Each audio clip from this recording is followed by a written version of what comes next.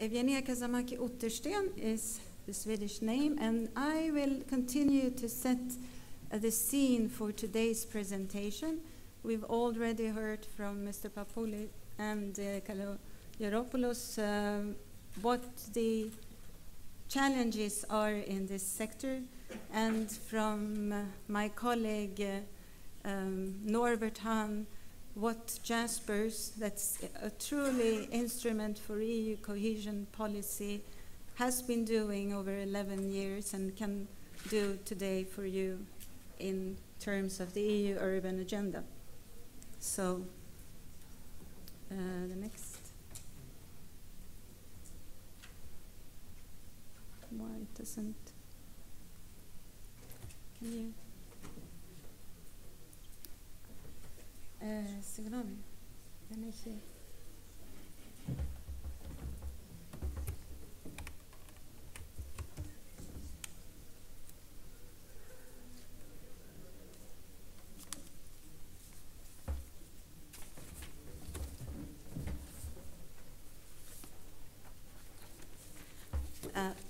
I will set the scene for the EU's urban agenda, which actually was launched last year.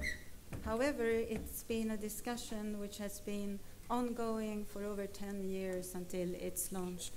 And the EIB and Jaspers is a joint initiative between the European Investment Bank, the Commission and the European Bank for Reconstruction, have also been working on this for quite some time. So we are going to look at today integrated actions in support of what we're looking at, a sustainable urban development.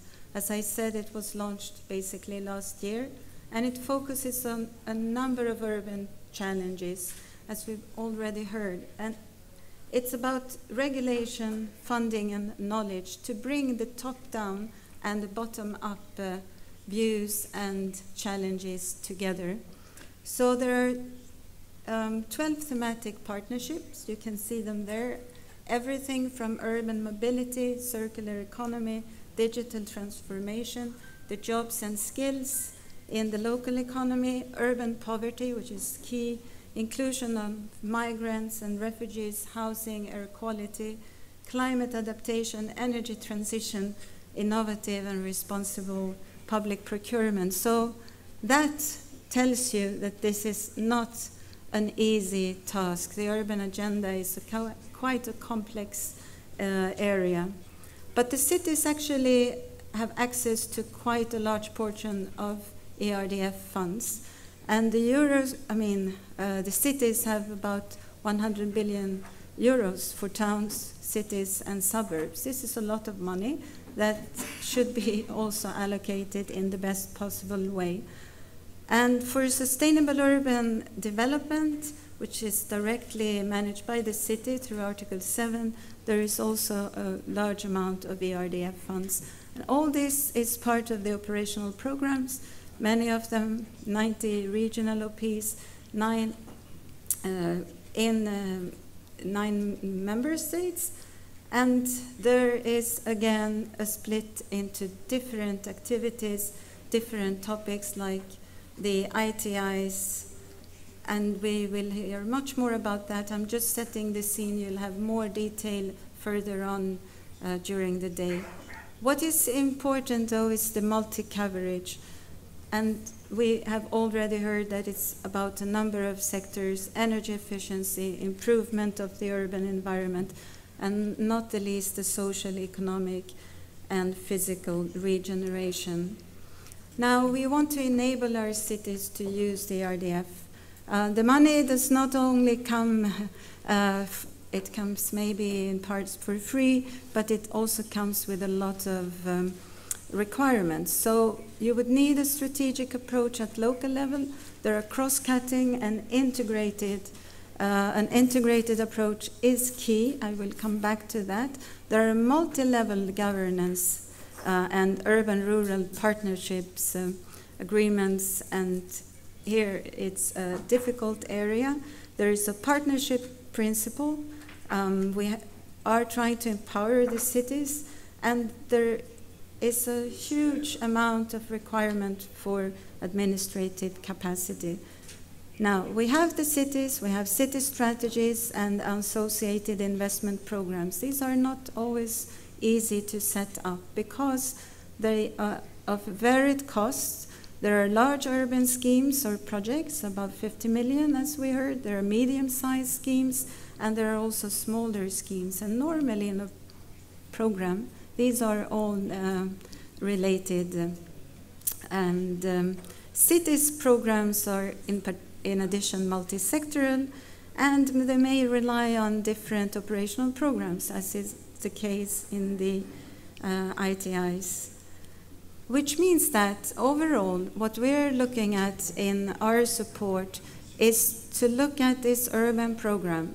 An urban program of any kind has to be planning-led, multidimensional, and multi-sector normally. It could be monosector, but an urban program at large is a multi-sector. So you need a sustainable urban development strategy which sets the strategic intent and the framework for development, and we will place a lot of focus on this first point. There will be an action plan following which establishes a short to medium-term priorities and actions. Finally, there will be an implementation mechanism which will implement an investment plan. But for all this, unless you have very clearly defined a vision for your city region, the rest will not follow. So, for example, this is an example. One vision may be a better quality of life for citizens. In such a vision, it's not just one sector interacting. There will be different sectors to keep in mind, and you would have to prioritize amongst a range of sectors and or bring together a number of sectors. Here we mentioned a few like energy, cultural heritage, sustainable urban mobility, enterprise and business incubation, and skills at large. Human capital is important. What can we offer? Well, Jaspers has over 130 colleagues which are spread in different offices, actually also locally. The way we think about the sustainable urban development framework is, of course, in line with EU 2020 policies. It has to be integrated, innovative, and inclusive. And as we, and you will hear later, have colleagues in many different sectors, it's also a matter of how you integrate on the strategic level what you would like to do in your city or region. Now we can support in various sectors. You see we have the energy and solid waste, mobility and logistics, social infrastructure, education, RDI, ICT, water, wastewater, housing, and cultural heritage. From all this, on the strategic levels, you need to have an integrated plan, a planning-led integrated plan. Some projects may, of course, be monosector, but there are many elements to keep in mind. So integrated, strategic, this is where you start. Of course, there are some enablers in terms of knowledge, technology, and climate.